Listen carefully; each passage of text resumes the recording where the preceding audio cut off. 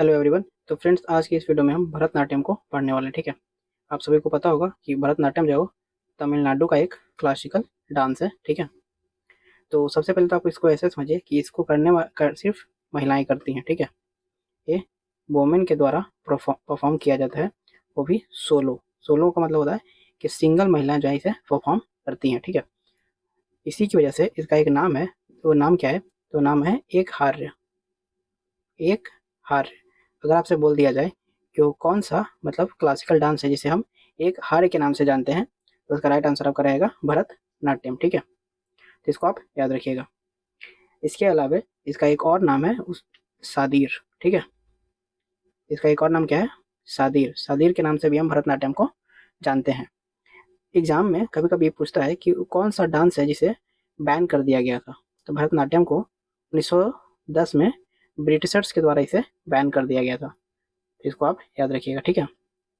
Britishers ने, England वालों ने इसे 1910 में बैन कर दिया था।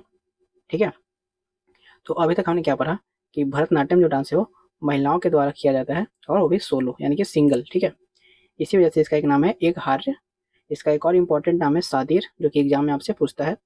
1910 में ब्रिटिशर्स ने इस डांस को, क्लासिकल डांस को बैन कर दिया था। ठीक है, 1910 में। और इसके बाद इस डांस को वापस से रिवाइव कराने का जो श्रेय है वो जाता है रुक्मणी देवी अरुंडले को। नाम याद रखिएगा। अभी हम भरतनाट्यम के जितने भी एक्सपोनेंट्स हैं ना, उनको ट्रिक से याद करने वाले हैं, तो आप कहीं जाइएगा नहीं। ठीक है। तो रुक्मणी देवी अरुंडले ने इस डांस को वापस से पुनर्जीवित किया था। ठीक है। तो इनका नाम आपको याद होना चाहिए। तो फ्रेंड्स, अब हम चलिए याद करते हैं जो भरतनाट्यम के डांसर्स हैं, जो एक्सपोनेंट्स हैं, उनको हम याद कैसे रखेंगे। तो देखिए, एक छोटी सी कहानी है। बस इस कहानी को अगर आप याद रख लेते हैं तो आपको सारे जो एक्सपोनेंट्स हैं भरतनाट्यम के, वो आपको याद हो जाएंगे। तो देखिए, एक घर है जिसका नाम है भारत। ठीक है। जैसे घरों के नाम होते हैं ना, जैसे शाहरुख खान के घर का नाम है मन्नत, अमिताभ बच्चन के घर का नाम है जलसा। ठीक है। वैसे ही एक घर है जिसका नाम है भारत। ठीक है।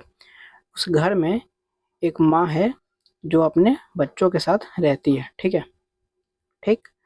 और उस घर में एक अलार्म घड़ी रखा हुआ है। ठीक है। आप देख रहे हैं, एक अलार्म घड़ी रखा हुआ है। तो अब कहानी की जो शुरुआत है वैसे होती है कि जैसे ही ये अलार्म बजता है, ठीक है, तो उनकी जो माँ है वो घर से बाहर जाने लगती है। ठीक है। तो माँ के जो कदम है यानी कि पैर हैं, जैसे ही बाहर जाने लगते हैं तो सारे भाई, ठीक है, सारे भाई चिल्ला करके माँ को कहते हैं, रुक माँ, रुक माँ। ठीक है। तो माँ रुकती है। तो बच्चे उनसे पूछते हैं कि तुम कहाँ जा रही हो। ठीक है। तो माँ जवाब देती है कि आज बाल कृष्ण लीला है। ठीक है। आज क्या है? आज बाल कृष्ण लीला है, और माँ जो है वही देखने जा रही है। तो बच्चे कहते हैं कि हमारी एक सुंदर दोस्त है मीनाक्षी, उसे भी लेकर जाओ। तो माँ उसे लेकर के जाती है, और फिर बच्चे क्या करते हैं कि अलार्म बंद करते हैं और सो जाते हैं। ठीक है। आप एक बार आंख बंद करिए और ऐसे याद करिए कि एक घर है जिसका नाम है भारत, वहाँ एक माँ अपने बच्चों के साथ रहती है। ठीक है। और एक दिन क्या होता है कि अलार्म बजता है। अलार्म बजते के साथ वो माँ अपने घर से बाहर जाती है, यानी कि अपने कदम जैसे ही बाहर निकालती है। ठीक है। कदम मतलब होता है पैर। जैसे ही वो घर से बाहर निकालती है तो बच्चे पीछे से आवाज़ देते हैं कि रुक माँ।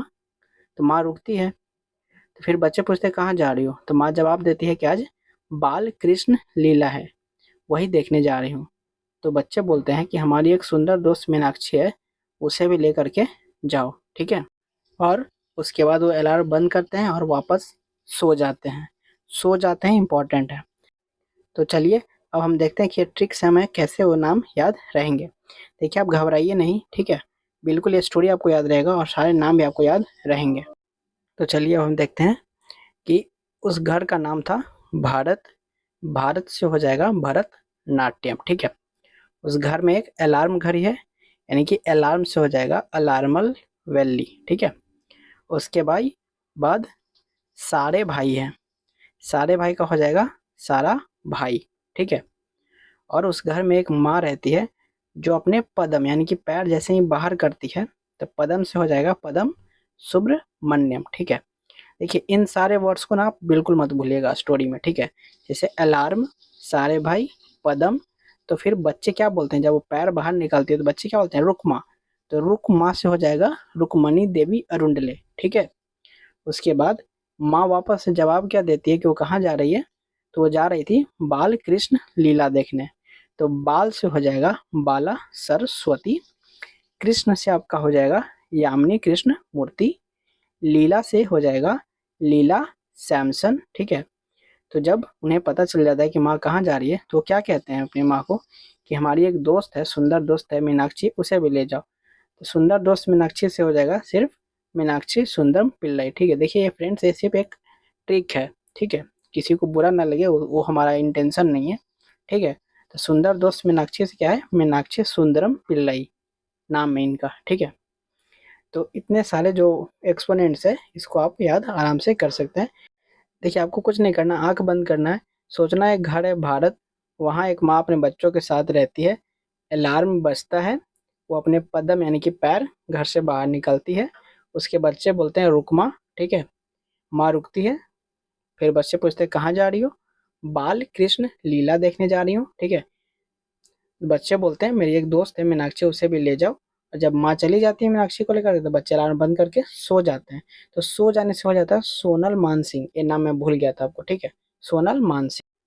तो इस तरीके से आप आराम से भरतनाट्यम के सारे एक्सपोनेंट्स को याद कर सकते हैं। इसी तरह से और भी वीडियोस को देखने के लिए चैनल को सब्सक्राइब करिए, और मैं ऐसे ही ट्रिक के माध्यम से हर कुछ आपको याद करा दूंगा, ठीक है।